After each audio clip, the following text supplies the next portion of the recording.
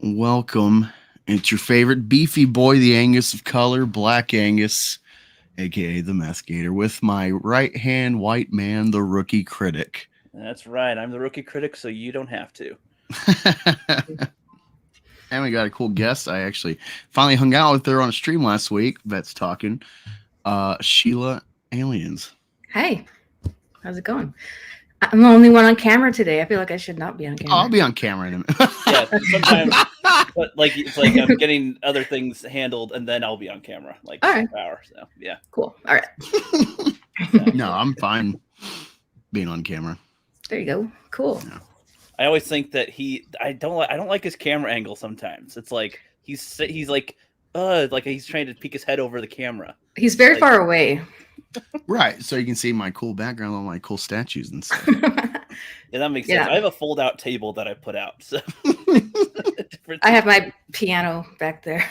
Oh, nice. Right, Yeah, of course. Do you play the piano, or is it just back there for decoration? It's a fake. The whole background's fake. Oh, okay. It's in It's the like- StreamYards, rookie. I don't even have a green yeah. screen. Oh, yeah, it's the classic StreamYard thing. Yeah, It's like- yeah. Poorly done. Yeah. Did you delete it, rookie?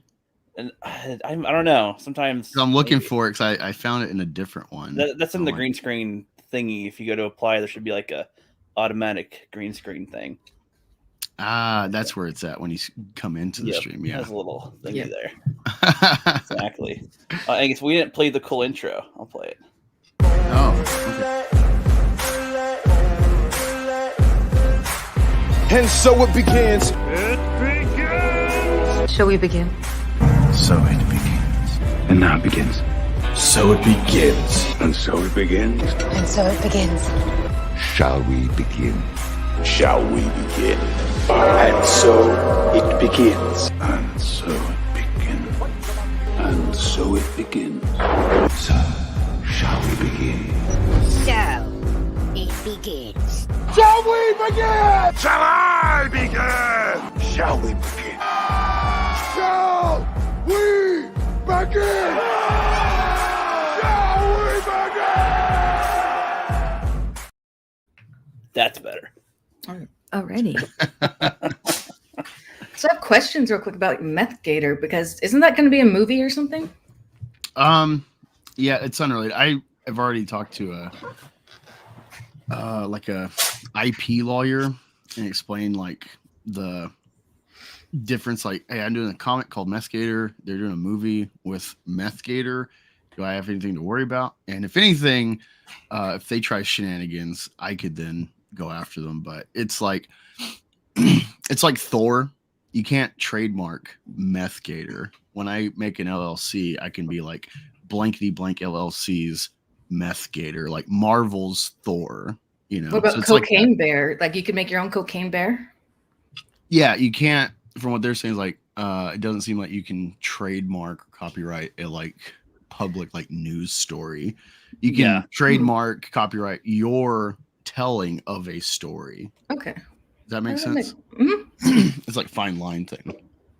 I'd watch Meth Gator and I'd read Meth Gator. It sounds awesome. Yeah. The one that they're making a movie of, it seems like the generic version of the idea, honestly. Like they saw Cocaine Bear and like, what if a alligator had cocaine, huh?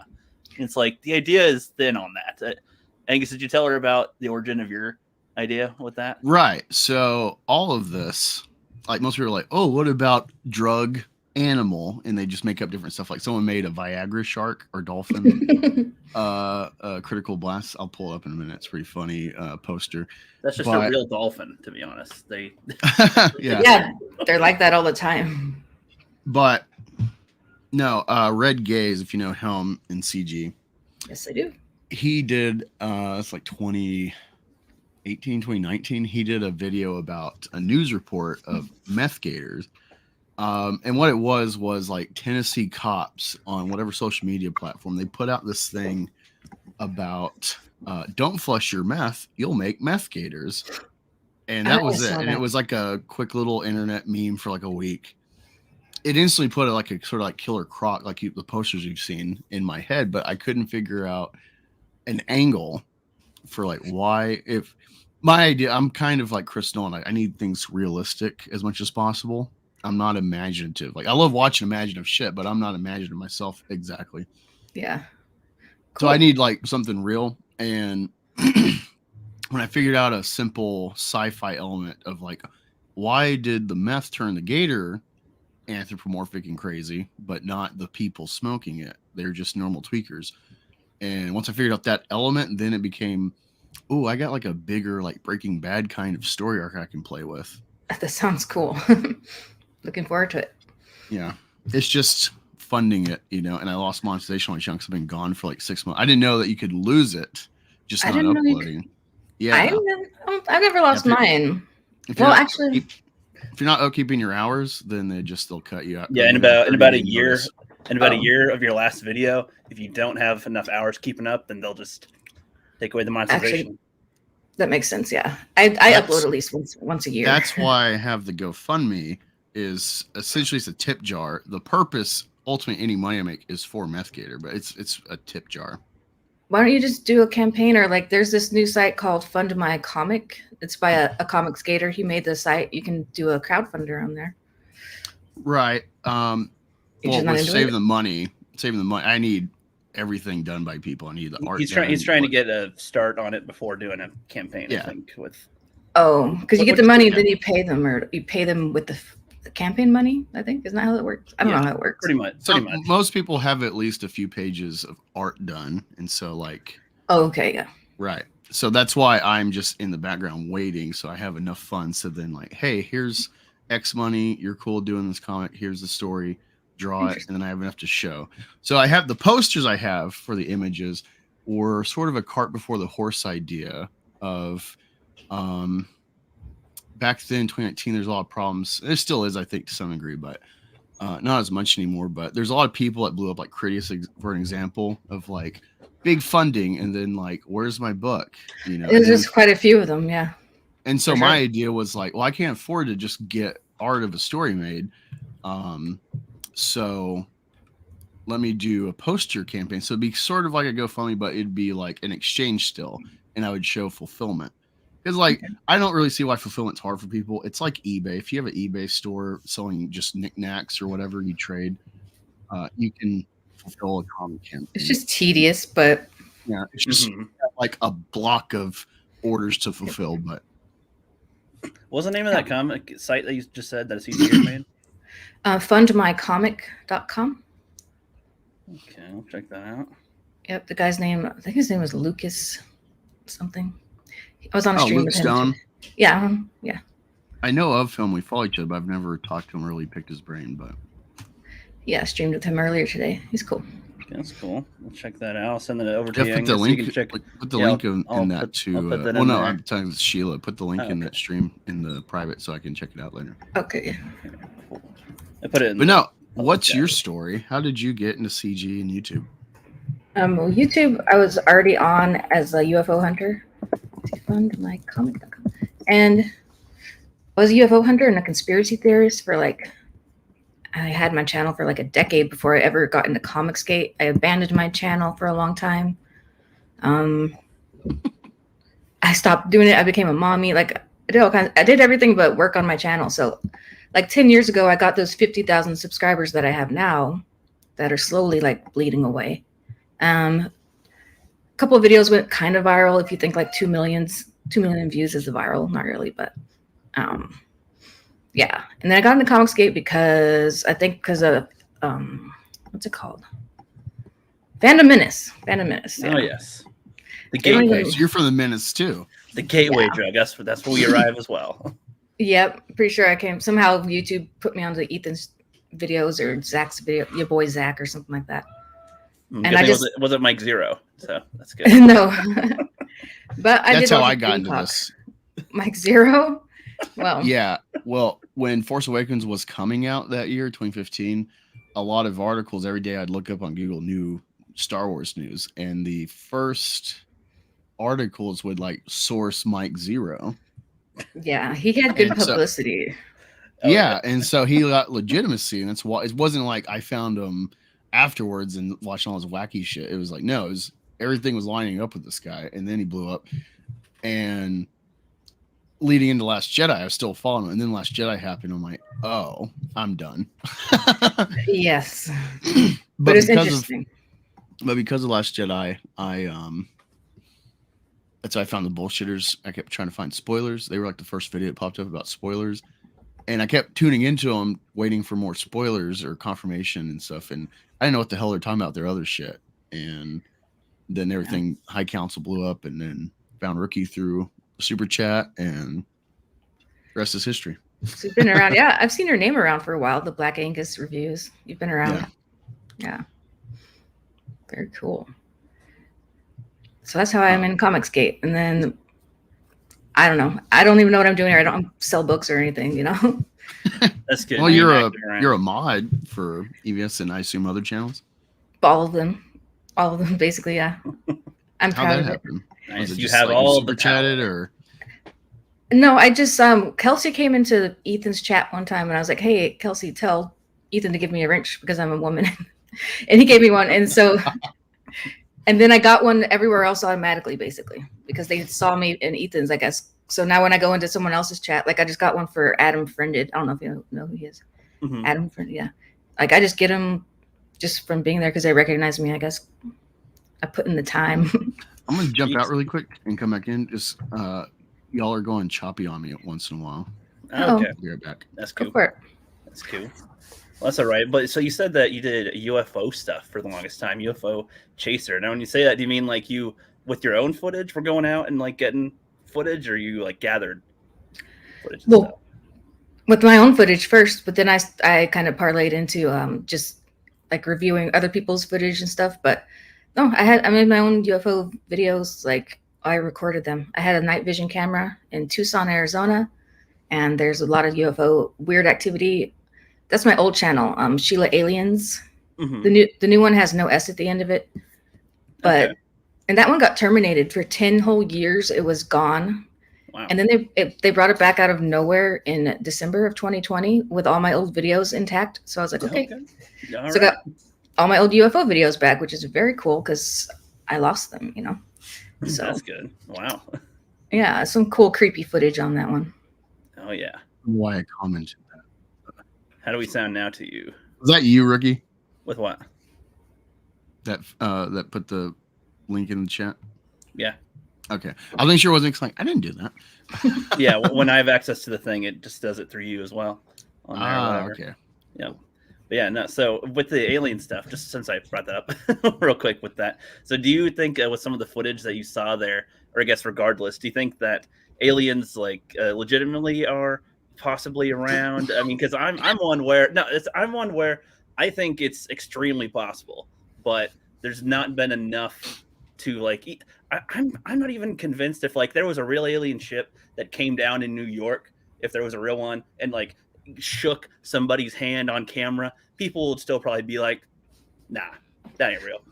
Well, nowadays with AI and all the technology, you shouldn't trust your eyes if it's just a video, you know. Yeah. But I don't know if it was aliens. I lived right next to a military base, and it's Arizona, you know, right near where the Phoenix Lights happened. Lots of weird stuff happens there, and I saw a lot of weird stuff like every night for years. So I think it's military, I guess, because it's a military base. But they have technology that you would think is alien. I don't know where they got it. Maybe they got it from aliens. I don't know. I'm open to the possibility of aliens. In a way, I'm kind of hoping there is in general, just like, so it's like, oh, okay, good. We're not just the one anomaly of the universe. That'd be a good confirmation. It wouldn't make any sense. Yeah. How did I put this? I believe in aliens, but not in the cool way of like films and conspiracies. It's like I think there's other Earth-like planets with evolving animal life evolution. Some water But bears. Yeah. It's more likely just microscopic because watching something about the Fermi paradox is like there's this idea that actually we're probably piercing the veil that is really hard just with all the debris in space that can hit planets and reset them and whatnot, cause calamity, along with how few like most planets are hollow, right, Rookie? They're not like magma based. Well, yeah, a lot of them, there's more gas giants than there are rocky ones, if anything. Yeah. Well, yeah, and then you also have to deal with like how many rocky ones are actually like molten or anything. So Yeah, which ones are in the Goldilocks zone? If there's any like moons or other astral bodies that help protect them. They also kind of put it to where our solar system is like out of the thousands of planets we've discovered and looked at with like the Kepler telescope and stuff. Like we're one of the most bizarre solar systems that has so many things that were in place to protect our planet from being totally pulverized with our moon, Jupiter, asteroid belt, where we are from the sun, and like the amount of planets in our solar system and everything compared to other solar systems that have just like huge gas giants around. Any rocky ones that might, or any ones that might be in the Goldilocks zone, like just still might not be around based on the solar system and whatever. So distance from their sun. So it's like really hard to determine. And this is we're only looking at it from a telescope from way far away. So it's like there could be more information we could get in the future, but the telescope technology has to keep on improving to get more information. Like, oh, what's the temperature on that potential celestial body? That's like what we want to know to really determine, is there potentially liquid water on the surface? Like that's the kind of stuff we want to know. There are living things on other planets, I'm sure, but they're not advanced enough before their planet gets destroyed or hit by something again before they can could have been contact. Could have been billions of years of different intelligent life that have been gone. They're almost there, then they get wiped out, or like, AI might get us there. AI might help us contact other planets. Who knows? Yeah, it's advancing. I think intelligent life. I think we're probably the first intelligent life that is screaming into the void, because we have the awareness of like, oh, could there be others like us? But we're actually the only ones. That's my view. Just because I don't think if there is intelligence that could surf the space waves, that they wouldn't have already tried to take us over, because we're pretty primitive. We've barely gone out of our atmosphere, and these ideas of like interstellar travel, like they would have already taken over and wiped us out. Well, what if they put us here to begin with? Then I was gonna say, some people think that like the Anunnaki were like, took advantage of whatever primitive life was on here, and then it's like, okay, we're gonna do some changes to you guys to make you a little more intelligent and do what stuff there and whatnot. So different acceleration. Some people think that Leonardo da Vinci either was an alien or had help from aliens, but to be honest, the ancient aliens thing is also full of a lot of misinformation. So it's not exactly one you can go on for fact. No, it's so silly. They are silly. They are silly. That's a good way to describe it. There's no proof that aliens didn't meet the pilgrims. We have Joe Ball in the chat though. Hi, Joe. What's up, Joe? What's up, Joe? I saw him. I saw some drama today with all that situation. Oh wait, Team Joe. I'm Team Joe. Him and Matt Barr. You know who Matt Barr is? He's a letterer? Comic skater. I think he's an artist. I don't even know. He's on streams. I know he does that, and I know he's an artist, and I know he stirs up drama sometimes. That's all. There's a lot of people to keep track of these days in general. Yeah, a lot. Yeah. If you quiz me on what everybody even does in Comicsgate, I probably know more about them than like their personal life or whatever they're talking about than like if they're an artist or a writer. I'm kind of ashamed of that. I suck. No, it's all good. No, it's hard. It's hard to, with all the information in general. Like, I want to be a filmmaker, and I'm trying to watch movies because I didn't watch everything growing up, really, like everybody else has. So I'm trying to catch up on movies that I need to see, trying to watch some things now, trying to learn about making films and writing and stuff, and also make a YouTube channel and do that stuff. So it's like the amount of focus is kind of split to all these things. Not you're scattered. It's so much to keep up on. Coming into Comicsgate, there's so much going on. Like I can see how you get overwhelmed with trying to even know what the fuck's going on. There's a lot of side stuff. I just backed, like, even just looking at like people to support too. It's like I just backed 9 different campaigns, and I was just like, all right, that was a big chunk of change, and there's probably a whole bunch more, dozens more that I could look through. But I'm like, that's it for now. That's nice. You did your part. That's good.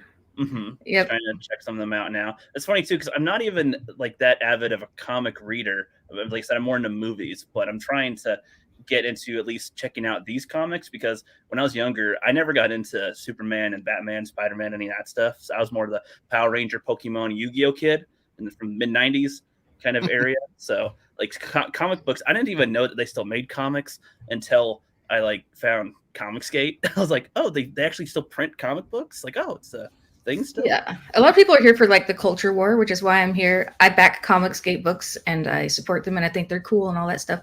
Yeah. But I was never really into comic books, but I'm into Comicsgate and what they're doing, and I think it's awesome.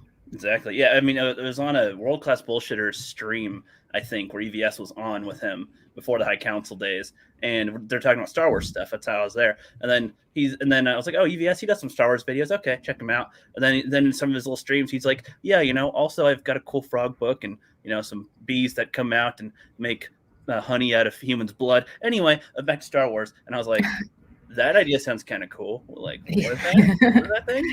Yeah, he's a good salesman like that. He Yeah. puts he like bakes commercials into his streams. Exactly. It's really cool.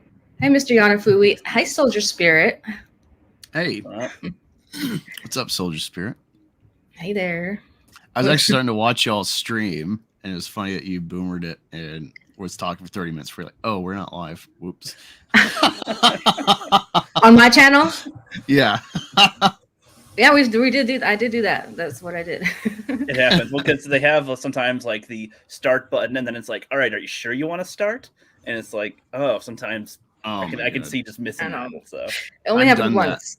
So I've done that with ending or starting a stream or leaving. We're like, all right, see you later. And I leave the stream so because the red you go I did that down. before too. Yeah, because you're used to being on other people's streams, so you just like leave the studio instead of ending your stream. Uses, and it's like, oh crap, we're still whoops. I've done that before. yes. It's very fun.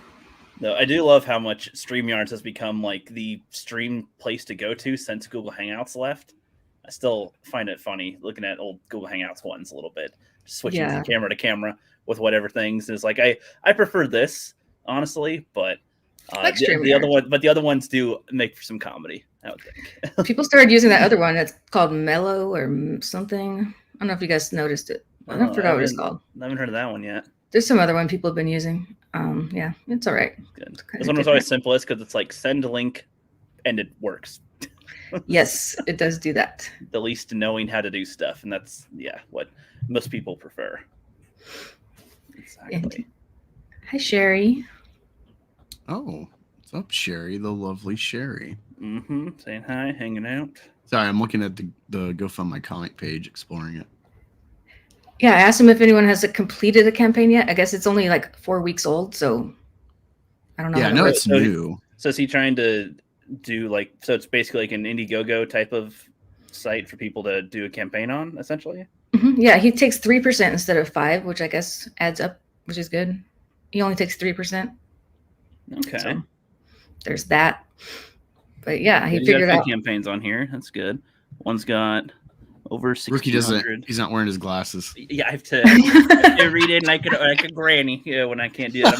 I'm like that could be a 2 or that's a 6 or an 8. I don't know. Oh wow. Okay. That's it's bad. So. Yeah, I knew exactly what he was doing when he did that. John De La Rose is launching a book on that site exclusively next month. He's your twin. Your twin. How is he my twin? You look like John De La Rose. You don't think you do? Not from what I've seen. No. Pull it up. Pull it up. Hold on. In a way, I can sort of see it. I guess maybe it's the camera angle kind of thing because he's the way he's slouched a little. Oh, I didn't realize he grew facial hair. And not his old fat pictures. I'm talking about like how he looks like today. Yeah. Current. Okay. You do look like I can kind of see that. Link, Sherry. I disagree. Fake news. Just because I have a Mexican-looking mustache does not mean I'm the team. Well, yeah, People do mistake that. There's a reason it's called Black Angus and not Mexican Angus. Mexicangus doesn't sound as cool, so especially if you're talking about beef. So, although, when I do bull art or anything, Spanish bull. That works a lot better than Angus's don't have horns. Do you review steaks or something? No, it was so I'm a big AC/DC fan, so that's like the normal picture. Here, Here's your doppelganger. Let me see. Hold on. Stop cam. Yeah, holy shit. Am I crazy? I mean, he's got whiter skin, but other than that, that's pretty much Angus. Fake news. Oh my god, yeah, twinsies. There you go. Oh my god! Don't associate with Twinsies. that. Aw. Please don't insult the whole. Thank you, Mr. Yanafui. I Mhm. concur. Okay, Mr. Yanafui. He does music. He's a music maker, Mr. Yanafui, in case you guys didn't know. I've seen the name, but I don't think I've associated with them. He does funny like meme songs for Comicsgate, basically making fun of people, and that's really funny. That's good. Yep. Wait, let me see. I know a lot of people around here that got really excited when I showed them meth gear, but if they've got an extra $20, it's not going for a comic book. Oh. Yeah, I gotta figure out a way to like try to pander that like joke, tongue in cheek of like I'm here to represent the meth community. Well, we've had Everyone's got their communities, you know. There's a campaign where they actually sold little crack rocks in little baggies. Oh yeah, roach balls. Yeah, that one. You could do that. You sell some meth. Oh no, I planned. That's something I want to do. I just got to figure out like who to get to like make it or whatever. But I want to do. Sorry, here it is. Yeah. I was just showing the indie or the comic store the trailer for Roach Balls. Sorry. Oh, that looks like a Trailer. fun book. I didn't back it, but it looks fun. Yeah, I think it's still in demand on Cool. Indiegogo. Yeah, Rich IL. He actually got on EVS. I don't know if you saw that stream, but I was like, I just had him on like a week before that. Oh. And then he got on EVS because it was just like catching fire and it's so unique. Honestly, I'm at, and I've told him this, so it's not like me like roasting the guy, but it's like, I like it, but I don't know like how to even explain this book. It's about like this cockroach guy, Suli Kukaracha, in like this like toxic garbage city or something. It's called Cat Shit Island. And he's just like living in a dump and it's just crazy. Everyone's like toxic goo people and stuff. And you just seen his shenanigans. But I don't really know like what the direction is to like explain it, if that makes sense. So I'm excited to see a sequel, but like, yeah, it's one of those where it's like, I like it, but I don't know what I'm doing. That sounds like the movie Oblivion. If you guys have ever seen that from like 1994 or 5, I think it's like a Western space movie. It's so weird. They have just, it makes no sense. It's so dumb. It's got the chick from Mortal Kombat 2 that's like, you shall die. Like that chick's in it. And it's just bizarre. It's like interesting to see for the first movie. And then they did a sequel and it's like, why'd you do this? There's nothing to do after you did what you did. Like there's no story here. But you know, sometimes seeing characters do stuff's funny. That's funny. Yeah. What was some of the books that you've been like, whoa, or like you had to get it day one as soon as you saw it? Me? Cash Grab. Cash Grab. Okay. Yeah, that's right up my alley. I got Shane's book, The Twilight Cats. Not Twilight Cats, Starlight Cats. Because it has kitty cats. It's got kitty cats in outer space. So like that one, I was like, hell yeah.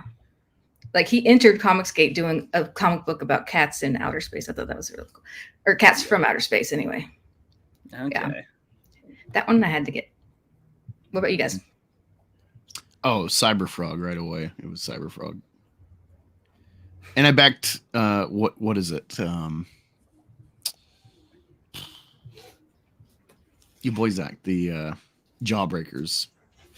Okay, yeah. Yeah. Sounds It was good. like right from the get-go, I'm like, yes, you know. I would say Jawbreakers is more of like the culture, but Cyberfrog was like, whoa, that is that just Nice looks book. awesome.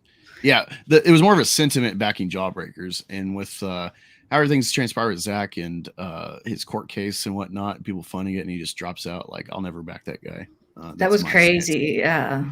That's my stance. Like, he's lost me, and on top of it, like given what Conskate is and how he's been a commentator, and then he makes like political books or like cash grabs.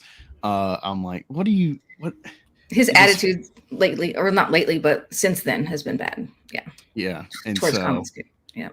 it's like I totally get being the originator of something you didn't intend, like the Pepe guy. I do, even though he's soy boy, I do feel sorry for the guy in the sense of like, I never wanted this. Like it's gone beyond him. You can't control it. And Mhm. Pepe's more known for Trump memes and you know, people on the right Yeah, but it's a lot more then- than that. He should have just doubled down on it because he got canceled like as much as you could possibly get canceled. He messed up because he didn't go on Joe Rogan's when he had the chance, and he went on the other one instead and got humiliated. And it's just like it was. Oh. Yeah, he had a chance to go on Joe Rogan's, and he went on. Was it? I don't even know the guy's name. One of those other asshole talk shows. Destiny? No, it was an actual like a TV talk show guy. Oh, okay. Yeah, I know they did like a documentary about Pepe. Really? And all that jazz. Yeah, he did it. Yeah. Okay. I'll pull up the trailer actually. That's- Let me find it. It's kind of fun. Well, it's just like, if anything, it sucks for him, I guess, but it's good for us all to learn. Like, all these people that have these horrible things happen, it's like, wow, that sucks. At least I know about that now. So, Well, just don't be like Zach, because like he could have course corrected at any point, and he just chooses not to. yeah, it's like with him, with anybody who has whatever they're going through, like people that apologize or whatever, and sees what happens afterward. It's like, Yeah, okay, that sucks for them, but now we're aware of this. It's yeah. like, So we learned just to say no, fuck you guys. with you the know? internet, we can be the little siblings to the older siblings that stub their toe on something. And you're like, okay, I'm gonna avoid that thing. And poor I'll Zach, he burn did their stub hand his on that. toes. Yeah, he stubbed his toes a lot. That's true. So he did serve a very good purpose. The head of the spear, as they say. Yeah, no, he was the spirit, and I appreciate him for that. And so I'll always thank him Mhm. for that him and EVS kind of in connection and talking whatever, really kickstarting this and taking the chance they did. Fighting. It's not even like I wouldn't say it's necessarily even culture or stuff. It's just like First Amendment kind of stuff. It's very like American, like a little dude trying versus like a well-known guy, Mark Waid, from a giant at Marvel, trying to throw his weight around to snuff out competition. Well, He doesn't like political preference should be a protected class, just like gender and race and all that stuff. They can't Genders are not discriminate. protected. They can't like discriminate against you for certain things. They shouldn't be able to discriminate against you for or fire you for your political beliefs. But that's not protected. So Right. Yeah. Soldier Spirit, are you a cat guy? I would never expect he says, that. "I love cats. Anything with cats." Yeah, he's talking about himself. I think he's didn't know talking if he was calling about you or if he's saying for himself. With Right. he that. loves And kitties. It's funny because I'm like Hellboy. I got a soft spot for cute little kittens. Aw. I got a cute video to show you, but let's check out this Oh my gosh. trailer that y'all have not seen. Let me share it. Do you guys have kitties? Oh, yeah. I Well, don't. I've I got work too one. much. Live too far away. I had one that I called Charizard, or Charzy for short, and then after him, I got one called Chikorita, or Chica for short. Aw. Cute. All right, so this is the documentary "Feels Good Man." Okay. It takes tons of time to come up with a character, and then eventually it was Pepe. It's a happy little frog. He liked drinking and hanging out. It became boys' club. It's one of the funniest comics of the last 10 years. Feels good, man. That was the frame that started it all. I want I'm already shocked at how much content is around the frog already. Wow, like I Yeah, just thought it was a I'll meme. pause it because of the trailer. I don't, fair use. Well, yeah, but I'm gonna gonna add commentary anyway. Since if you're gonna pause, I'll add commentary. So Yeah, that makes sense. continue. PP is the best. It became a meme. I was not I didn't expecting- know what a meme Pee-pee. was. There were all these boys. I was not expecting people to actually paint their faces. Holy shit! Oh, dude, yeah, it was a big deal. I was reading into some Pepe history, like Katy Perry shared Pepe.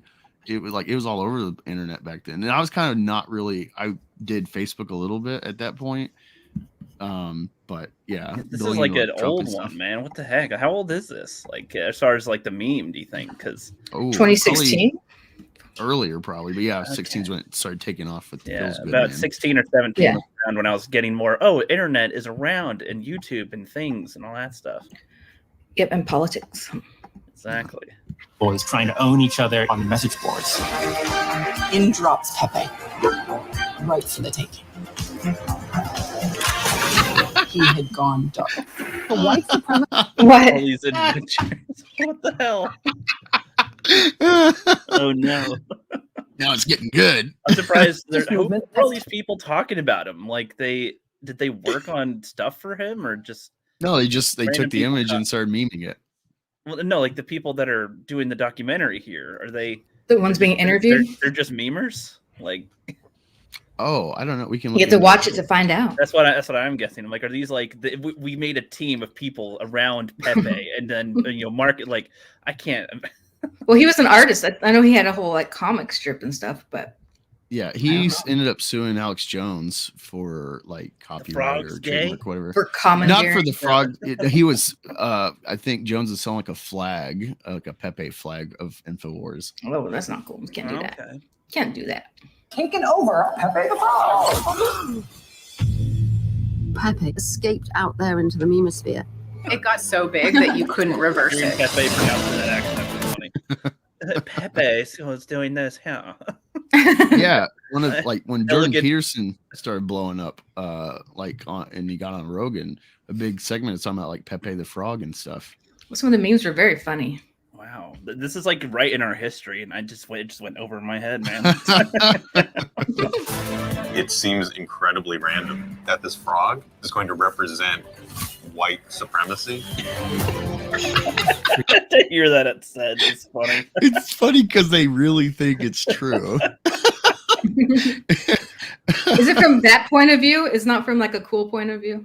No, this is all about like his struggle of like this meme blew up and he doesn't want to be associated. Yeah, and so that was the fervor to sue Alex Jones and remove the flag from Infowars. Well, he shouldn't be selling it like that, honestly. Oh yeah, no, that was I mean, maybe the argument was that it was transformative. I'll have to look up what the flag was. But we'll have to make a Pepe stream one of these days. Never Angus. been involved in politics. Oh wait, It was like making the internet real. I'm just a spectator to how things kind of evolve on the internet. It's a window. Is he soy? He's not soy, is he? Oh yeah. That's hilarious. Sometimes these happen by accident, that's for sure. Go into this dark place. Then it started to get strange. Who the fuck was that? Is permanently His beard. What the fuck was that? Is that a wizard? It's Trump.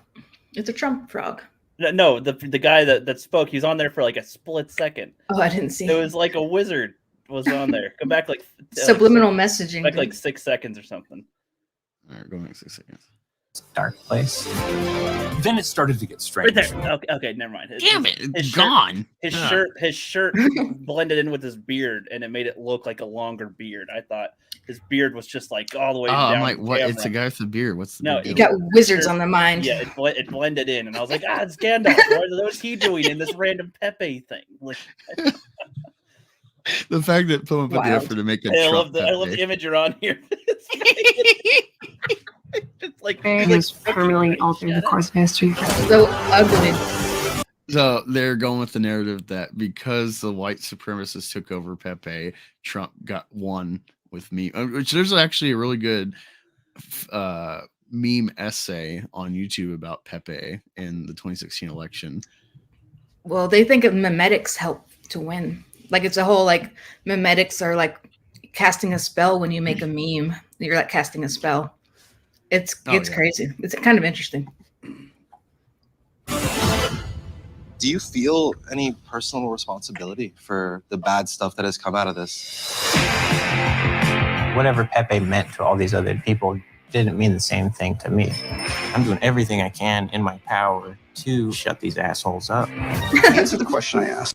This sounds like an intense trailer for like a TV show of like, we're gonna get to the bottom of who did this to Pepe or something. It's like it sounds like a great SNL skit before this happened. I could see this being a parody TV series of like taking this seriously, but it's not at all. It's just like, but imagine trying to shut them up though. You're gonna make it 10 times worse. The fact that you're making a point, putting yourself out there like I'm going to stop this is just going to make the memers go harder. Yes, you know, it's like the meme of Sun Tzu. It's like meme them until they cry and then meme them again. Has CJP in the chat says I am stepping out on my son Dermy again. Oh wow. Sorry, Dermy. Dogs rule. Oh, okay. No, I love both. I'm love both. partial to dogs, but kitty cats, like, even though they're assholes and they're fickle, you want to just love the kitty cat. Like, even there's this girl that works at some like reserve for big cats that were pets or whatever, and then they're like let go or whatever happens. A cat rescue. Cat rescue. Yeah. And she's got all these videos just like petting the kitties. And they're like lions and tigers and stuff, and it's like purring while she's like scratching their neck. She like loves to boop their nose. I think I saw her on TikTok. If she's maybe. Yeah, it's TikTok. Yeah, I'll try to find it later. It's awesome. Mm-hmm. All right, let me continue this. Can we turn a recognized hate symbol into love symbol? No. I love the Pepe. The Pepe thing there is like, that's not going to happen with the look on his face. It's just like a love symbol. Really? That's adorable. Like, no. Like, Pepe just agrees. We love Trump. Yes. It did turn into one. I want them to have like a little girl go, Pepe made something about white supremacy. Like, just have it be like, say the line, kid. Like, just like about Pepe. Suddenly, Pepe is being used as a symbol of hope. If you want to escape hell, you can't ignore it. You almost have to go to the center of it. Pepe. What were you saying, Sheila? A frog. He had a cute little froggy on his hand. That's all. Ethan loves this because he likes frogs. Of course. I'm surprised he hasn't like looked at this on his channel. He probably did at some point. He's looked at all kinds of Pepe memes on his channel. That's good. I find it funny, the framing of this trailer, like from the dark to the positive end of the trailer here. It was used for white supremacy. We're gonna face hell head on, and we're gonna turn it into hope and love. And the music's all chirpy, happy. They didn't change shit though. They didn't change anything. No, I checked. But that's what's funny about it. Yeah, it just shows their attempt failing. They think that they did. Alex Jones had to pay $15,000 in Pepe the Frog copyright infringement case. It's not that bad, I guess. $15,000. He got off easy. Yeah. Appropriated by the alt-right that is now widely used in racist internet memes. Get out of here. Milo Yiannopoulos. It's the old name. What happened to Milo? Milo's like straight now, allegedly. Yeah, supposedly. If that's even possible. Yeah, I'm trying to see if it has a link to. So Fury tried to get $2 million in damages. Wow. So it didn't work out. I wonder how they usually determine that stuff. It's like, they like just for things in general, I guess, like the people sue over. It's like, I don't know, $70 million. And it's like, what? Okay. It's probably the amount of flags that he sold, probably. Yeah, this one's probably more like countable with the actual product being involved, but. Well, the thing is with that, from what I understand, if you'd like do a cease and desist and go about this, you can only recoup profits made after the fact. You can't recoup total profit. Right. Really? Yeah. That makes sense. Interesting. I saw a clip on Mad Max that Mad Max Mandalorian EVF's on there. He had a clip he put up recently of a dog toy. There's a Supreme Court case going on. Jack Daniels versus Bad Spaniels. It's like a dog toy company, and they made a Jack Daniels parody toy. Daniels. And he was saying that, well, Jack Daniels is just like Coke. They've trademarked the bottle shape. Oh. You would think with parody and satire, you'd still be protected, though. I don't know. When you're selling a product, that might be different than creating content. I'm not sure. I don't know, but let me see if I can find lawyer. Alex Jones Pepe flag. Yeah, the rules of the internet always make it more stuff for us to learn, unfortunately, in a way, with some of the stuff. But did you guys see that Trump got indicted? Oh yeah, I heard about that's going to be a that. good, perfect segue into that. Stupid. Oh yeah, you probably had it set up. Wait, CJP says the male famous teacher in Beavis and Butthead. Would you like to pet my poopy? Oh, I like the guy with the lesbian seagull guy. He would play the guitar. Yeah. Oh yeah. Did you see the white supremacy or the white privilege clip of Beavis and Butthead? Is it a new one? Yeah, it's Like a so, newer yeah. one. I never grew up with Beavis and Butthead. Like that was big when I was like 6, so it wasn't in my sphere. But How it's old are funny you? because like I'm gonna be 20 something? 31 this year. Okay, younger. Yeah, so the clip is like they go to like Austin, the Texas University in Austin, and they're in some class. We're talking about white privilege, and then like everyone's like spouting off the narrative to the teacher, educating them, and then like a black girl's about to talk, and it's like white soy boy like, no, I got this, and then he like talks over her, and That's perfect. and then they're like, oh, okay. And so they go in like the cafeteria and they like take people's shit. It's like, it's okay, we have white privilege. And then like they take a cop car. So it's kind of based. Is it based or is it more like woke? It's kind of based. It's making fun of how dumb they sound with it. They're just like, oh, you have all this privilege to do all these things. Okay, thank you. And then they go into all these things and they're just like, okay, seeing what happens with that. Beavis and Butthead. White privilege. Oh, classic. Classic.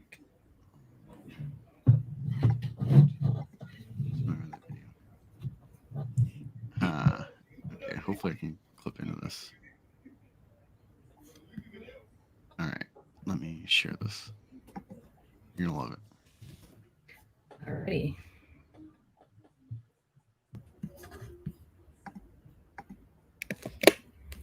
Oh, damn it. Hold on. Technical difficulties, eh? All good.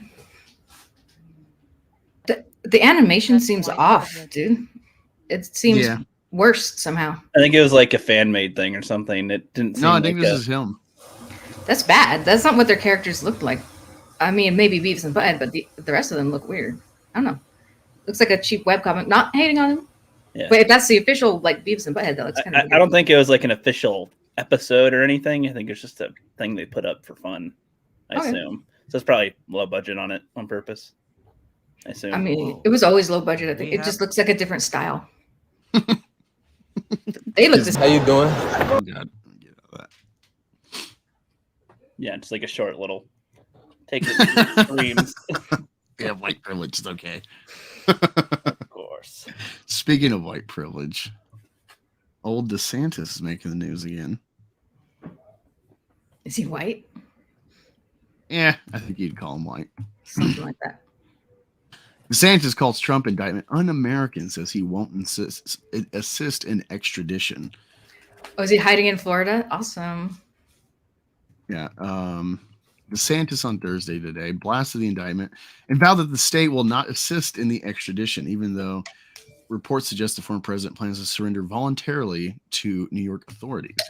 DeSantis, who is expected to challenge Trump for the Republican 2024 nomination, previously said he wouldn't get involved in Trump's indictment in any way, but was roundly condemned by former president and his supporters who accused him of being disloyal.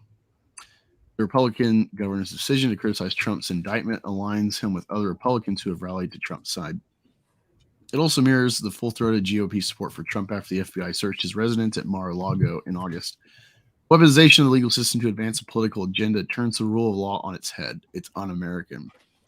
The Soros-backed Manhattan district attorney has consistently bent the law to downgrade felonies and to excuse criminal misconduct, yet now he is stretching the law to target a political opponent. I didn't realize that was in quotes. That's why I paused. I'm like, wait, Politico, are they saying Soros back? I'm like, oh, okay, that's a quote. Florida will not assist in an extradition request given the questionable circumstances at issue with the Soros-backed Manhattan prosecutor and his political agenda, he continued. Under Florida law, the governor can intervene in an extradition matter if it is contested. But as of now, Trump's lawyers have indicated that Trump is expected to surrender.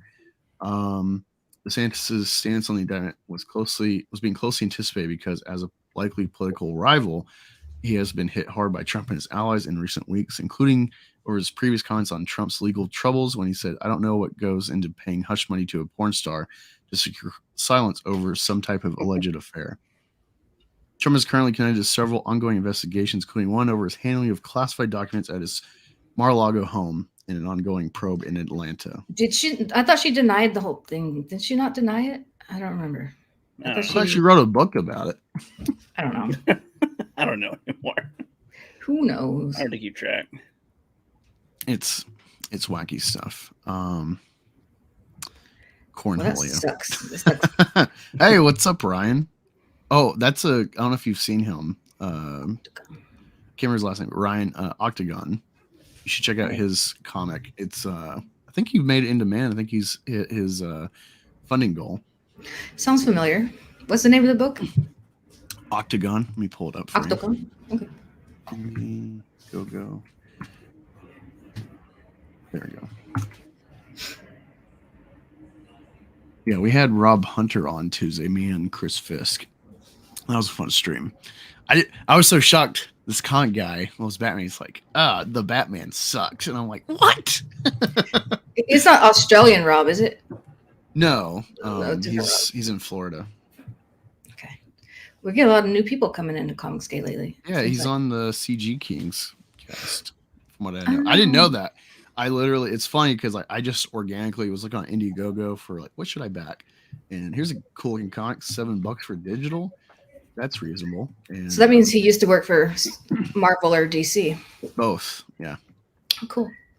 Right on. Yeah, this is Octagon. Pretty Hey. pages, fully colored. You can get both covers for $35.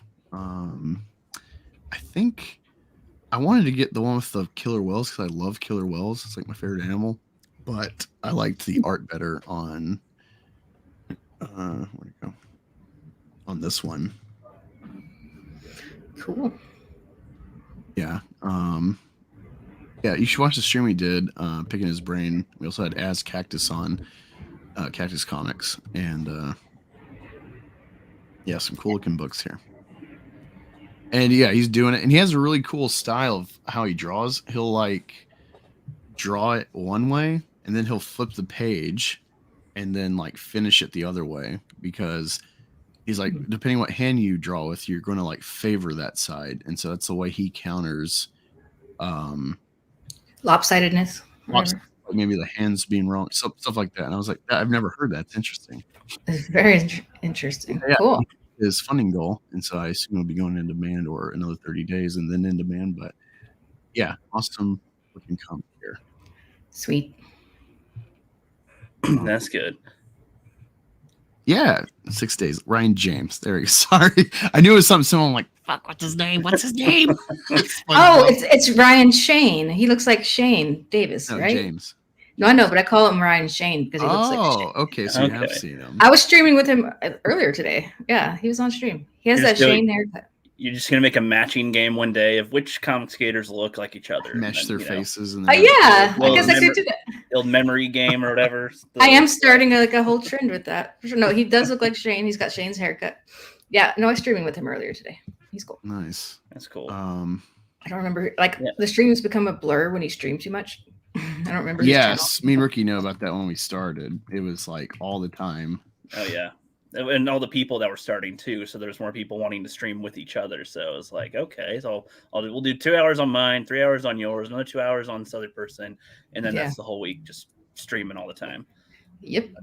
But, would you say this is I guess because the question always comes down, it's like, oh, is Comicsgate dwindling or is it growing?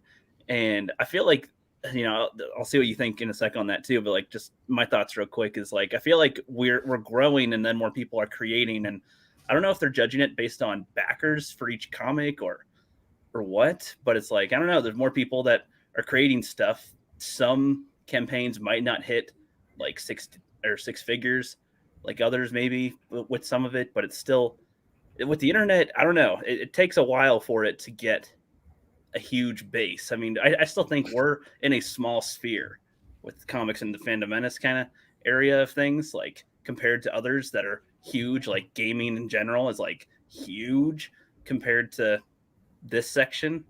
It's niche. It's micro niche. It's like a micro niche category. Yeah. I think we're stable. I don't think it's dwindling at all because you got more people who have been around for years. Suddenly they're becoming creators, which is cool. And then people I never heard of who are suddenly showing up and have campaigns that are successful. So I think it's doing just fine. Yeah, that's how I kind of see it. I mean, and each of these content creators, there's going to be a lot of them that have followers that are not following the same people that are in like their competitive area, I suppose, or in the same sphere of things anyway. So each new person in brings in new potential followers for other people too, essentially. It's kind of how I would see it. And Ethan was just on Tim Pool, and I think some people probably found out about Comicsgate through that. But comic books in general is a very small market. And then to have the smaller part of that, you know, I think we're doing okay. I think the films really skew the conversation because, like, comics, like the best comics right now are selling like 100,000, and that's not in individual hands. That's issues to comic stores because they're buying bulk, depending on how many they're getting or the requests, so they can get the variant that they'll overcharge for in the back. To then it's like, hey, you get 100, you get a 101 variant. It's like what was it? Star Wars: The High Republic. They had stuff where it's like for issue 1 is like, I think they had a variant where it's like buy 10,000 copies, get like this exclusive variant for your store that you could sell for like $1,000 or whatever. I wonder if anyone's sold though, you know. Well, there was when High Republic first came out. I remember I bought a couple issues and I was able to like sell it pretty quick, had eyes on it. So but yeah, longevity, I mean, they keep sort of like rebooting, making like new mini series and stuff. So I don't know what the longevity is thus far. Like, yeah, comics are a niche. No matter how successful they are, it's a niche. And then compared to like Kirby era when it was like new and hot, now you have games, like not just video games on a console, but like on your phone to compete with. You have Twitter to compete with. You have YouTube. I think some of the naysaying to like try to own Comicsgate for being indie and fresh and new and figuring out where people are lining to make their own kind of image boom. They're disingenuous in their criticism because it's like none of this is like big time. At best, these will be shopped to Netflix or something for an adaptation, and then they might resell later on bigger or like new variants and new reissues of the Comicsgate IPs. I don't know anybody who's no. I mean, I'm just saying comics in general. Like comics okay. is a niche in entertainment, and there's so much to compete with. Yeah. Yep. If anything, I feel like I think in general it'd be smart for like Hollywood if they wanted to really make it right, is to combine or not combine, but have their industries work together with comics, games, and movies, so that there's something there. Like when there's a video game that's going to be a movie, there's an idea on what's going to be what there. But I feel like they're not going to do that at all. Ever. Yeah, because if you go get an Iron Man book, it's going to be Iron Heart. It's going to be the chick, you know. Yeah.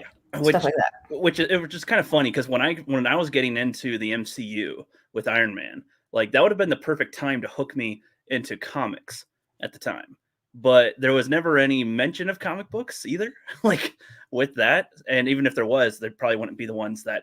Yeah, I think I looked up. Oh, what's around? There's like 1,000 titles. Never mind.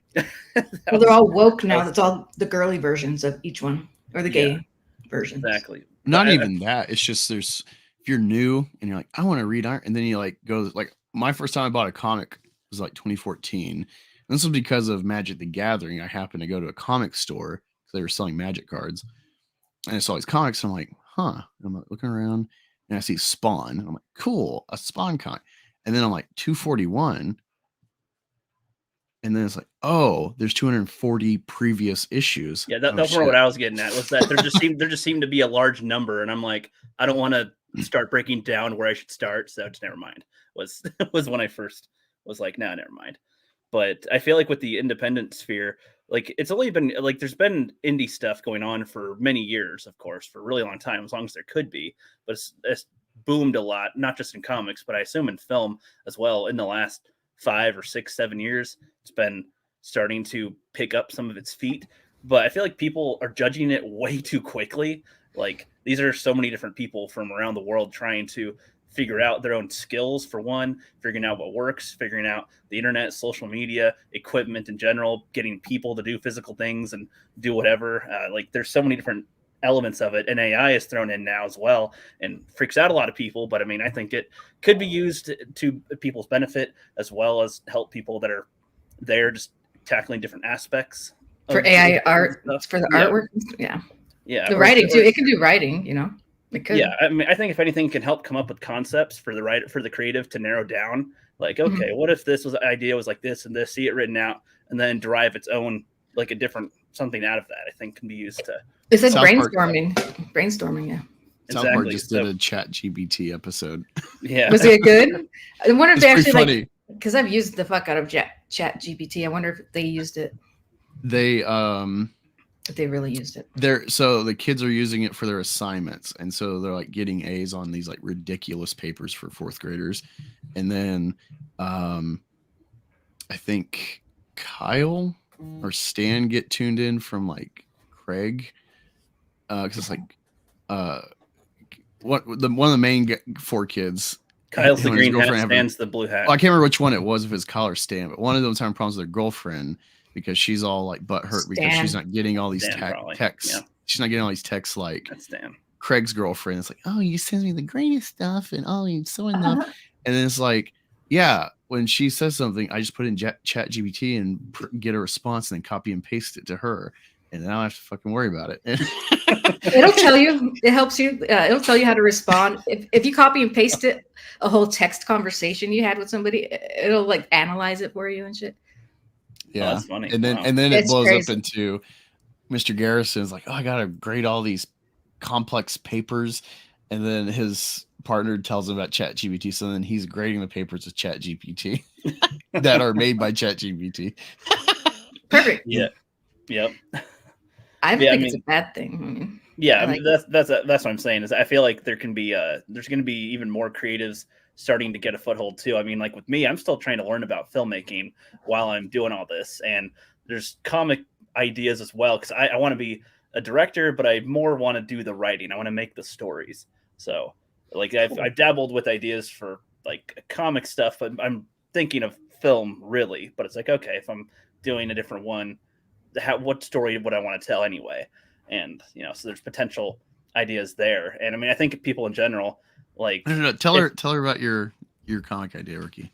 okay, so so it's called The Fat Speedster, and it's basically the concept of what if a overweight person got super speed as a power, and like I think of it as like a comedy with it, of course, because you think of the Flash, and then it's like, oh, I gotta eat. But I'm thinking of like a fat one had super speed. It'd be like for a few seconds he can go really fast, but he'd be tired quickly. So it'd be going and his blubber would be going all over the place from like the G-force. be jiggling all funny for Yeah. sure. And it's like, okay, no, that'll be just a minute, hold on. Like wouldn't That's it be that funny. wouldn't it be that helpful for like a fight really? But it's like a good limiter. Or I've had a different idea like before this for like a character that has longevity that lives throughout time for a while, but when he gets into the more like last 200 years, he's instead of being like depressed and broody, he starts embracing more modern stuff. Like it's a warrior who instead of like, oh, I'm depressed and I don't want to be with anybody. No, he gets into candy, he gets into like theme parks and water parks and whatever's fun. And so in the modern day, he went from a warrior to being like playing Call of Duty, eating chips and beer and whatever. And it's just like, I feel like there'd be funny concepts with this, but then have it be where they've got to start like losing weight again to get back to where they were essentially, or to gain I thought utilize it was the power better. The But hero's it arc. starts off as a full-on comedy essentially, and then can turn into drama later.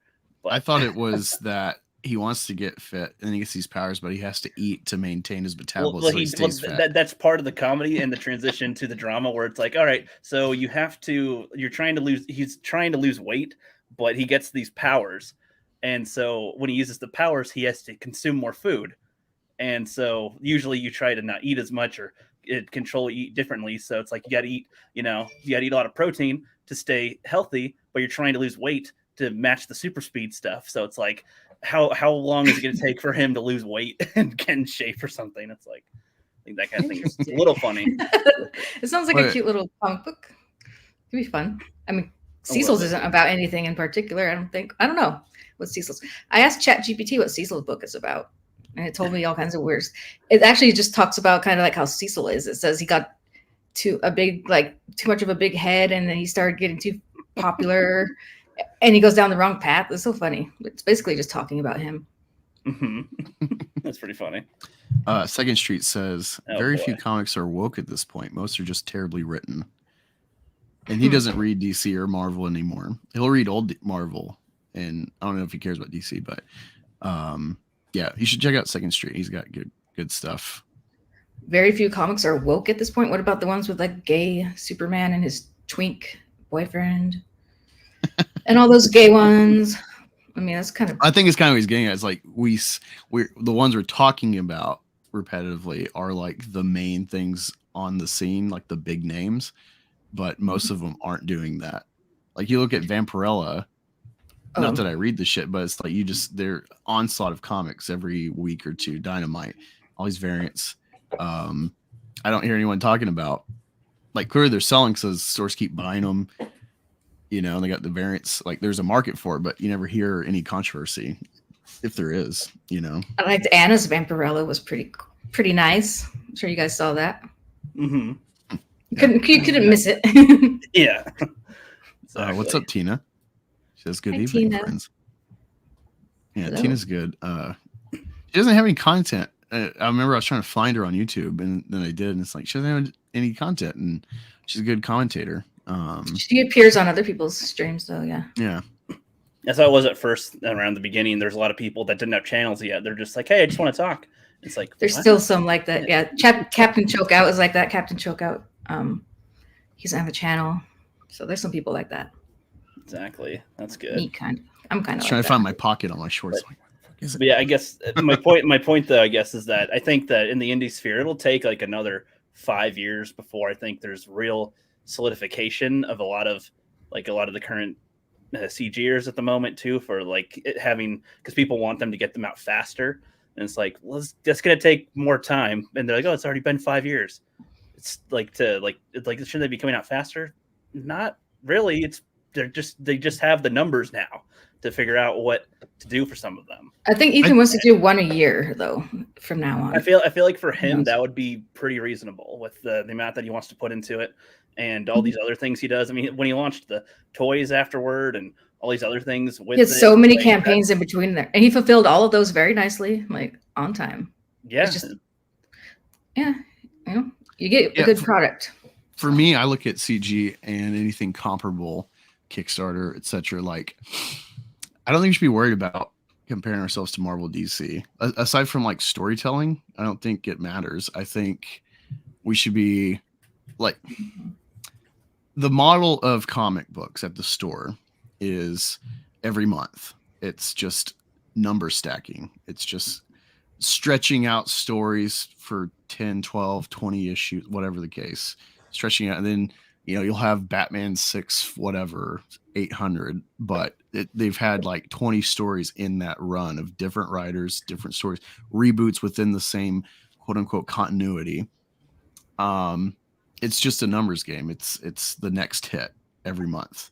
It's not a system that facilitates quality. Sometimes you get really good stories in the system, but the system rewards mediocrity because it's like a collector market. Yeah, they just have to get them out quick on time and stuff. Yeah. Do you think it'd be a good idea if they ever like stopped making stories for certain characters? Like, well, they do. Like, they quit making Fantastic Four for a while until the Fox deal went through for Disney. They could just make new characters. It's not that difficult to do. Yeah, I guess like I'm a person probably in a minority in general with this. I feel like I want there to be finality to some stuff, like to know there's not going to be a whole bunch more of them later. Like, I feel like, with, I don't know if even Batman, like how many more, like, is there going to be like in the next 20 years, like that much amount of Batman stories coming out? Yes. Still, it's like, why? I feel it's because like, he sells. Yeah. Yeah. But it's just like, I feel like it'd have more value in a way if you stopped at a point and then had as a collector. Yeah. Well, I guess I mean as the people that keep on making Batman stuff. Like, if like, I guess that's what my question is. Do you think that some characters or some stories should have an ending point? I guess I refer to that more with movies, but I don't know what you guys think about that with comics, because I feel like with movies sometimes it's like, hey, you don't have to make a whole bunch more Lord of the Rings stuff. You can just have was there and stop. And we'll be I fine. agree. Yeah, Like, there's enough of that. Enough Lord of the Ring, and I think Endgame could be the end for all of those ones. I mean, that's the end of the story. Start Yeah, but something then you else. make a new story. Well, see, that's my counter to Ricky is like, yeah, they like will keep making Batman or Iron Man, Captain America, but it's like you have new stories to tell with the template of the character.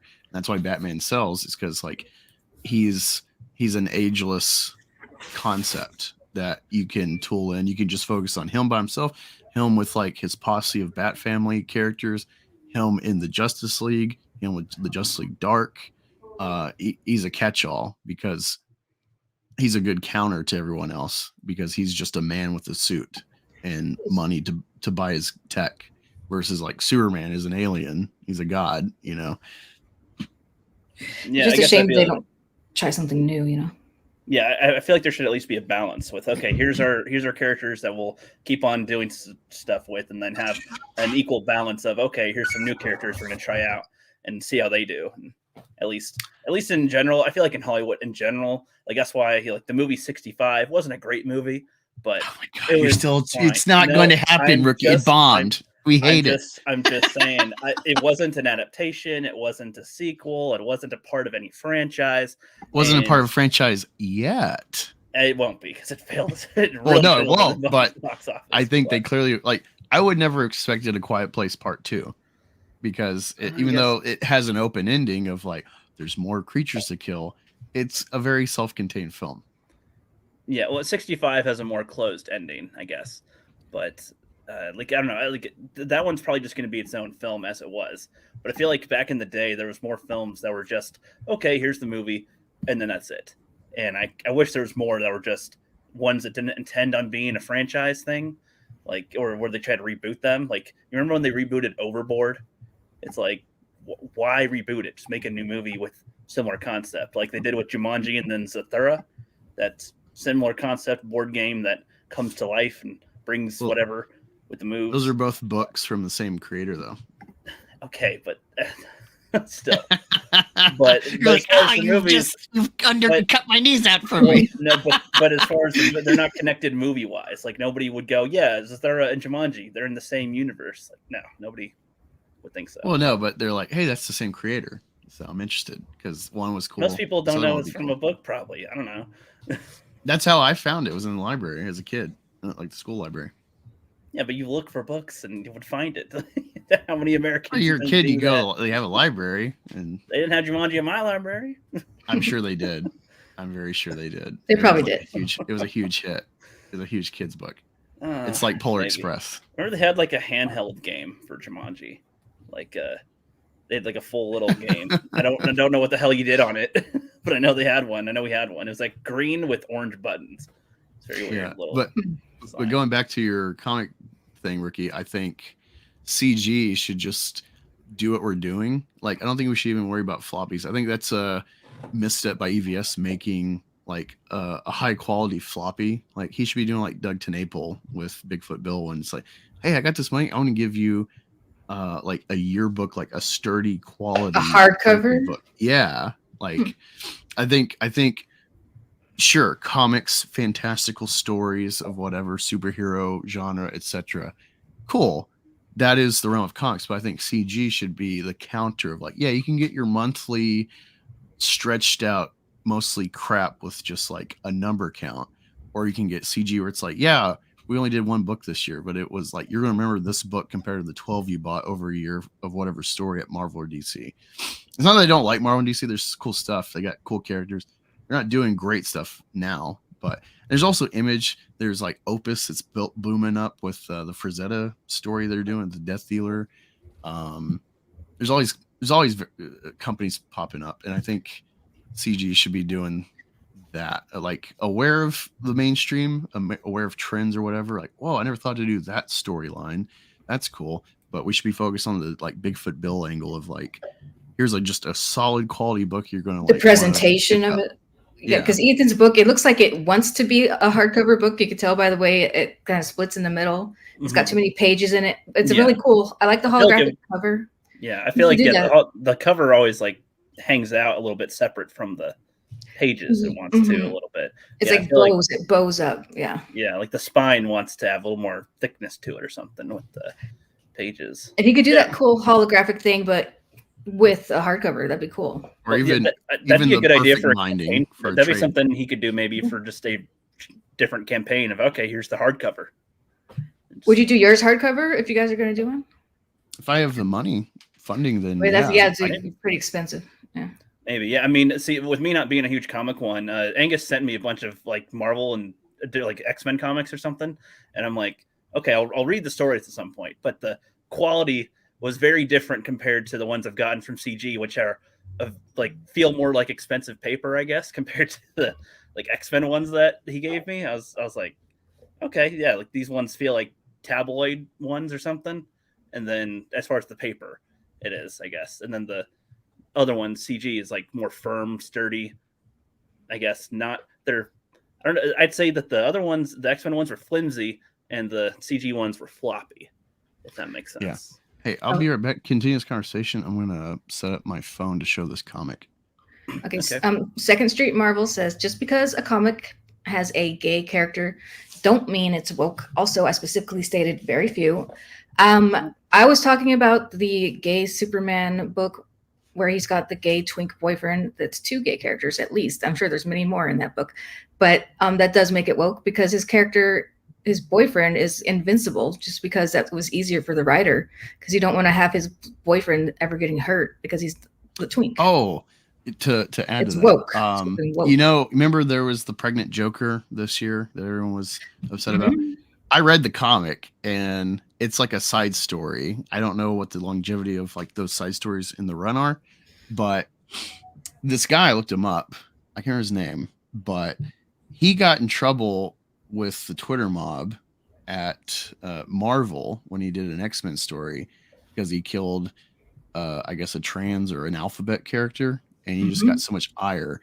And so, given he wants to keep his job and the prestige of having the name of Marvel for your like publishing history, I think we should include that in, reviewing this guy and his work with the Joker story. And if you read the Joker story, it's like if this was 5-10 years ago, it'd be like, this is silly. He has like a poop baby or whatever the hell, a mud baby that ends up turning into like a mini him. It's like some Looney Tunes shit. I thought it was funny, despite the era we're in. It's outlandish, but yeah, I'll be right back. Yep, go ahead. All right, that's cool. But yeah, I mean, I think I don't know if you heard, like with Shadiversity, like he made a novel, then a comic, and now the other people approached him to make a short film with his Shadow of the Conqueror, with that little thing. I think it'd be cool if like a lot of indie filmmakers and some comic skaters or something would start being in the rumblings of like, working on, okay, if we're making a comic, what can we do in the comic? What story could you bring out in a short film with some people? Like that would be kind of cool seeing forward in the next, 3 or 4 years to. Yeah. Well, we'll be able to make our own movies soon because AI is advancing really quickly. It's already getting there. Yeah. Like I dabble in all that stuff. So we're going to be able to make our own movies full length within at least 5 years at the most 5 years. You mean as animated characters on there or? Animated or real or whatever you want them to look like. Yeah. It's going to be easy because it's going to be natural language. You're editing by just telling it, typing what to do. It's just so easy. That's good. Completely different way of doing everything. Yeah, I feel like for Comicsgate and for filmmakers, that'd be a good way to either make the full story or to, I feel like combining the elements of all of these to a product would be kind of interesting. Like if you're making a comic book, you can make like an AI trailer with the characters in it, and then you wanted to make a short film, you can have same kind of thing. You can have a concept with the comic or with the AI animation, and then make it real life. You can have an example though on what you want to put into the live action, with there being like an animation you can make or something to bring it to life. We should be able to do that soon, probably within a year for like a rough version of it. Yeah, it's really cool. I think it's kind of funny how freaked out everybody's getting about AI. I love it, dude. I beta test every single one that I can. I beta test and like from the get-go. I really love it so much. Do you think that it'll start to like break away the human feel that people are worried about, or the creativity that people that do comics are going to lose their jobs because it won't be No. the same kind of thing? Because still the people that are operating the AI are like prompting it anyway. You're giving it prompts. It's a person. So no, because you're the one telling you what to make, basically. Like it's a merger of human and AI, and it's amazing for people who don't have technical art skills or even the capability to make art because they might be disabled or who knows what. It's amazing. Exactly. Yeah, I've seen Shadiversity has talked a lot. He's defending AI quite a lot. I don't know if you've seen some of his streams talking about him. Like he used to draw himself, but he's trying to do a lot of other things. He's like a weapons history person. He's trying to make actual land where he is. He's got a lot of acres he's trying to make, and it's like he wants to make his comic book. He wants to make short film and stuff, but like he can't always spend that time to draw. So whatever skills he has, he'll do, and he'll try to put it into the AI thing and do all the stuff needed to try to make an image there. And then he'll give that concept to his artist to make and do whatever he wants, but he'll do that to look as good as it can as a concept, essentially. Yeah, AI plus human is better together than they are apart. Either one of them, I think. Yeah, that's what I'm thinking too. Everybody thinks that it's just gonna flatline, replace everything, or like if Marvel or DC, Hollywood start using it, then that will be the fact. And I just don't even know if that'll be the case either necessarily. I'm sure they'll try. It's going to automate a lot of like tasks. Maybe it's going to make it a lot easier. Like you could just draw your character, and then you don't have to draw it once, and then the AI will make it do whatever you want it to do, like make it into a video. So that's kind of cool. I mean, the way I thought about it was, well, okay, wouldn't that actually be good, especially for the indie sphere or people being their own bosses? Like if there's a lot of workers at Disney or somewhere in Hollywood where it's like, okay, well, we don't need you anymore. We can just do AI stuff. Well, now that gives that person free time to do their own thing in a way. If they're have their own passions in life, yeah. If they're driven out, if they're somehow driven out of I agree. their job, there's already a developing indie sphere with the foothold for the last 5 years, and in the next couple of years will probably be a stronger hold in general where people there's going to be a lot in. of independent media. People are going to be creating with this stuff, so you could be a director or whatever. Exactly. It's going to be really cool. What is this? Hello, Harley Quinn. Looking kind of rough. Yeah. Got that there, Angus? I don't know if you're talking there or anything. We don't hear you if you are. She looks like she had an all-nighter. Oh, yeah.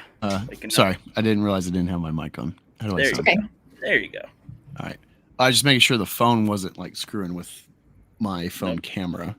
Sound just fine now. All right. So yeah, I went to the comic store and I saw this and I love Jenny Frice, and I actually got a Mystique poster from Sideshow of hers coming in. It'll be hold on.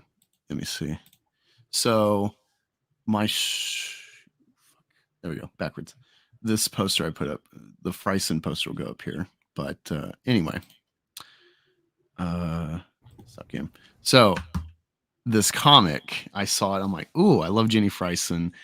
Let's just check in the state of DC. They got this new, I don't know if it's a reboot or if this is just like an event, but it's Dawn of DC. All right. And this is fairly thick, this comic. It's got a lot of pages. And I saw something like, let me just check in. And you open up, this is quite a miss.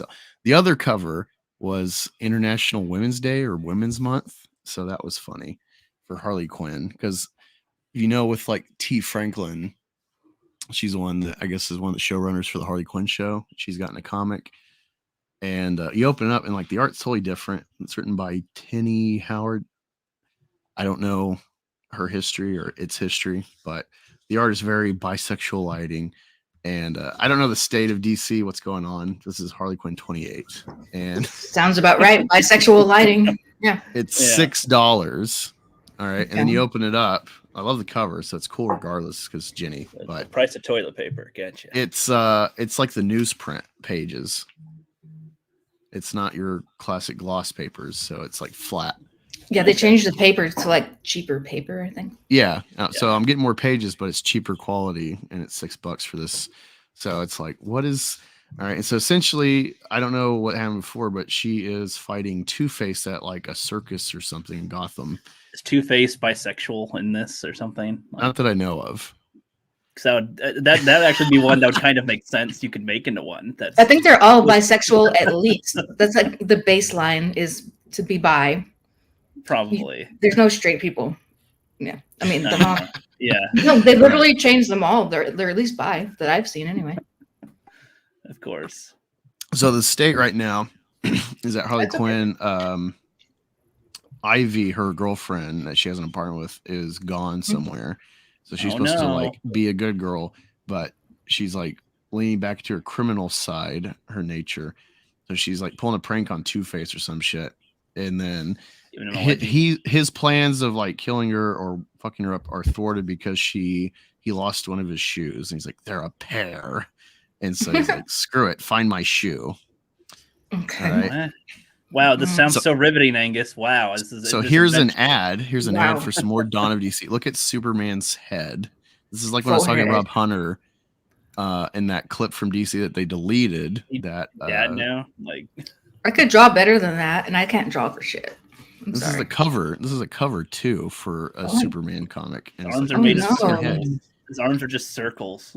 It's terrible. I mean, they used to make comics so cool looking, like really. Well, that's the thing. DC, you look at DC versus Marvel. Besides like Mark Brooks, DC has like kick-ass cover work. I don't know if Jenny's like on contract with DC or what, but a great initial just image cell with her. Sorry, I'm like on the corner of my desk. This is awkward. But yeah, so she goes home. She's got to pay her goons. They're like rent-a-goon, and she's like, all right, $60 a piece. And he's like, whoa, we got costumes for this job, and we're like doing the gig economy. It's like, all right, here's 100. And then she goes home, hanging out with her puppy hyenas, and she's making some joke about like getting her greens because that's like a joke. She's going to retire from her and Ivy. Then she's hanging out abruptly with some guy, and he's like trying to be like, I don't like the crime you're doing.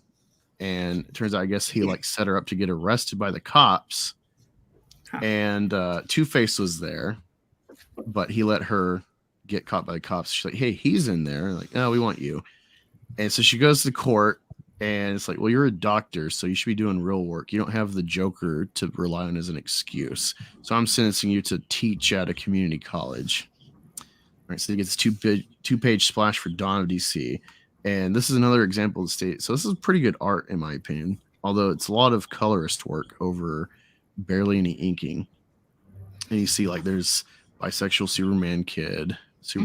You see there's like woke Black Lady Green Lantern's bigger than John Stewart or Cyborg or Aquaman. There's gay Aquaman, black guy. There's black Batman.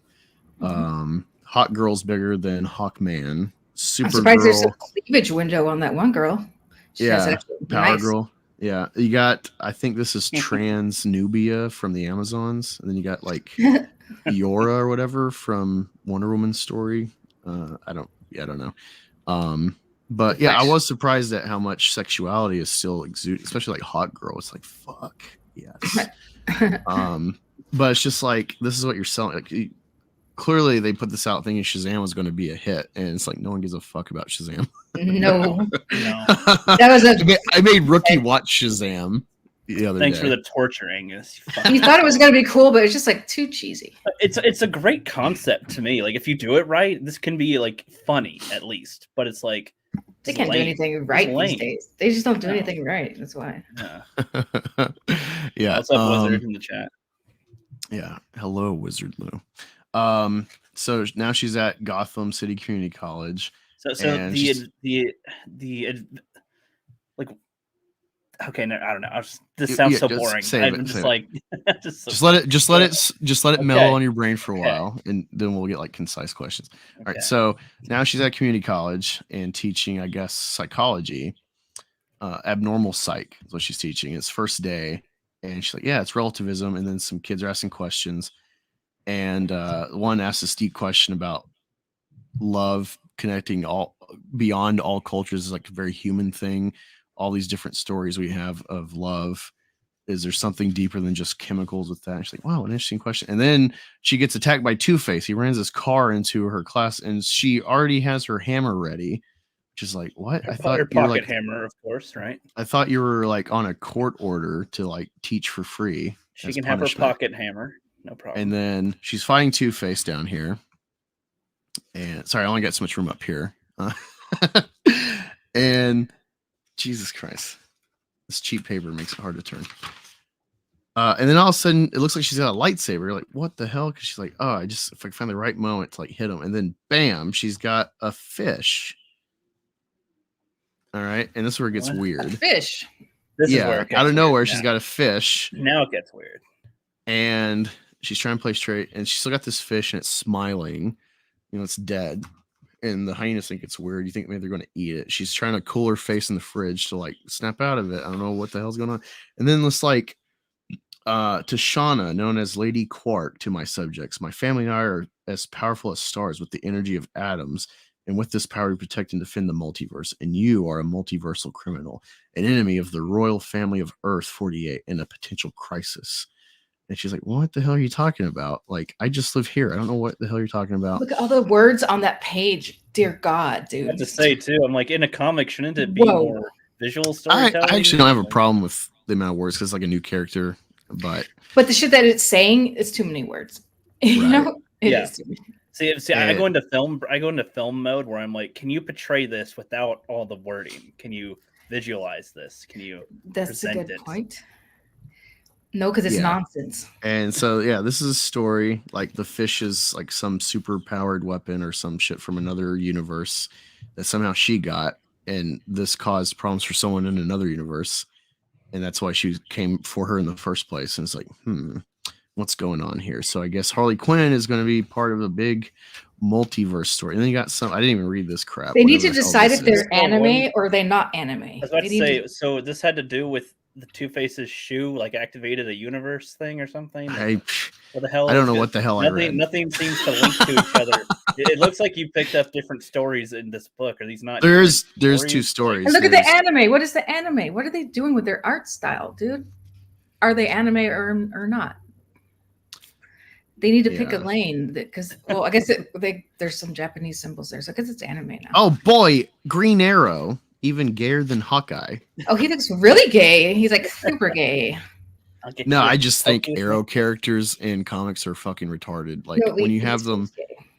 especially like I'm assuming Green Arrow actually might kill people. I don't know. I don't know his story. It seems but not very I- feasible or like useful. Is that what you mean? Yeah, it's stupid. Like Katniss Everdeen makes sense. Hawkeye with Iron Man makes no sense, especially when his partner has guns in her hand. Well, it's like Exactly. it gets compared to you need both arms to function well. You need to have your whole ammo is on your entire back or your side. That is like a huge amount of space. Your bow has to be in good shape. It can easily break. Probably like I don't know. There's a lot of problems with. Yeah, it's like we evolved away from bow and arrow for a Your reason. eyesight has to be good. Wind has to be good. I mean, you have to do that when shooting. If you're sometimes, going to use too, a bow for like covert affairs, a crossbow makes more sense. Yeah. Yeah, for sure. For like a assassin, yeah. But this Wonder Woman, at least the cover art looks fucking awesome. I like this piece.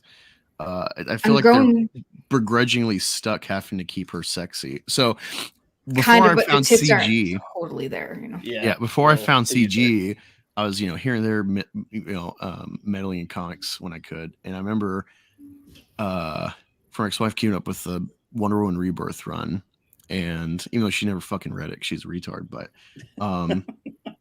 it was like, what a waste of money. I could have bought myself more shit. But it was like, I'm gonna be it'd be honest, nice, and she it loves looks like Wonder Woman, but It looks like a tranny almost right there. I'm just gonna I'm say down it. for that. I know you are, but I'm just saying that is what it looks like. But I'm becoming really annoyed with the art on the left. It's becoming more like cheap, not even anime, just like just like wacky. It's like cartoon, but not cartoons people would watch, kind of thing. just that. What's it called? California Institute or whatever it was. Oh, Cal Arts. Yeah, it's like worse than that. It just looks really. It's getting degrading as the. I can't even tell what actually is on the page. I have to look closer. So is that a mouth? Okay, yeah, This this is a is mouth. screaming. It's- Okay, I don't know who this is. This is And Poison Ivy. there's a And then shit monster on the second. I don't know if this is a third panel. transformer. What's going on here? It's like I guess a Catwoman. I guess it's like a POC Catwoman. those panels look all separate from each other entirely. Like I don't. They're not. But terrible artwork, dude. Next time Harley Quinn sleeps through her alarm, maybe don't stay up all night torrenting 90s anime, you weeb. So that's what's to be excited for next issue for the secondary story. I have no idea. She torrents 90s anime. She's so cool. And then look, like I said, Shazam. They really thought they had a hit coming on their hands. the trailer for Shazam 2, I was so annoyed just watching the trailer for Shazam 2. I'm like, who would? This is not appealing. Like, here's a new Batman movie. I'm assuming this is going to be the way it looks. It looks like this might be like, was it Gotham by Gaslight? So like 1800s Batman. It's what I'm thinking. I don't know though. But Doom That Came in Gotham is the new. So this will be on HBO in like another month. Dude, I tried to watch on HBO the new Jon Stewart Green Lantern show movie, and God, it was so boring. God, they must be giving Ethan all kinds of paychecks from that shit. Wow. Yeah, I guess so. I mean, yeah. Well, they bring Parallax into the story. That like the Hal Jordan you see actually is Parallax, and he's got like 10 rings, and it's like fuck.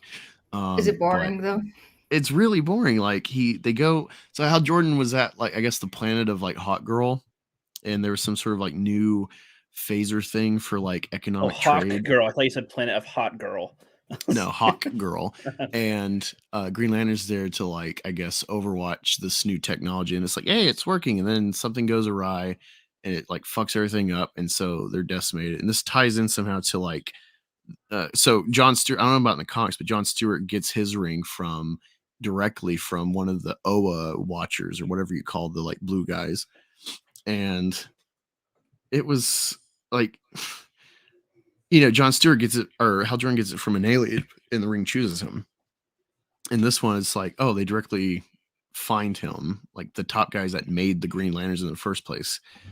And it's just like, it feels underwhelming. Like, it's like, what did this guy do to earn it? Because he's all like PTSD and shit when you meet him in the story from war. And then he doesn't want the ring. He's trying to get rid of it. He ends up like getting taken by the ring to Justice League Watchtower in space. And then all that's there is Martian Manhunter in lead, and then like Vixen and Green Arrow. I want to say there's someone else, but it's those three for sure. What's the point of the fish on this thing? Are they just trying to be random and quirky? The fish is what came in the plot. I know that, but what's the point? Is it just to be silly? I don't know. It doesn't actually make sense to me. It could have been a fish. It could have been anything else. Right. I don't know. I mean, I was looking at DC. There was either this really cool Batman like Steel Knights or something, or I could have got this, and it's like I'm partial to Jenny, so she's literally on the mind. I just bought this poster I've been waiting for months. I finally the cover's broke down and cool, got it. Yeah. So that was really the impetus for me to even buy this. She should have done the interior art too. I don't think she's an interior artist. Oh, fuck.